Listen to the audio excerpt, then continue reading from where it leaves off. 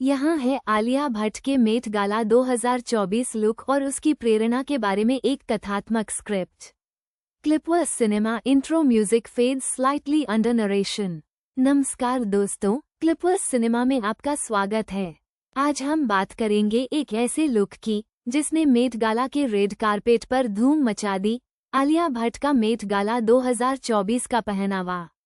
ये सिर्फ एक ड्रेस नहीं थी, ये एक कहानी थी, एक विरासत थी जिसे रेशम के धागों और कीमती पत्थरों से बुना गया था।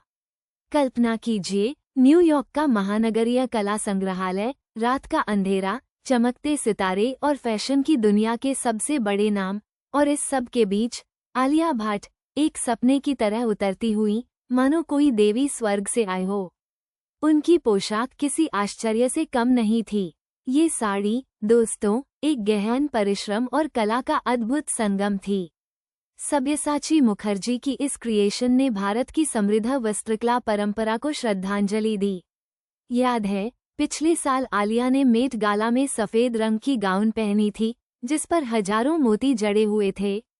इस साल उन्होंने एकदम अलग रास्ता चुना, भारतीयता को गर्व से पेश किया। इस साल की theme the garden of time J G. Ballard की एक छोटी कहानी से प्रेरित थी। ये थीम सुंदरता, समय और प्रकृति के क्षय पर आधारित थी, और आलिया की साड़ी ने इस थीम को बेहद खूबसूरती से दर्शाया। अब बात करते हैं इस साड़ी की गहराई में। ये हाथ से रंगी गई और सावधानीपूर्वक कढ़ाई की गई थी। इस पर असली सोने और चांदी के धागों का काम था, जिसे भारतीय कारीगरों ने कई महीनों की मेहनत के बाद पूरा किया। साड़ी के बॉर्डर पर कीमती रत्न और अर्ध कीमती पत्थरों को लगाया गया था, जो इसे एक शाही रूप दे रहे थे। इस साड़ी में इस्तेमाल किए गए हर एक तत्व का एक मतलब था। फूलों की कढ़ाई प्रकृति की सुंदरता और समय के साथ उसके बदलते स्वरूप को दर्शाती थी।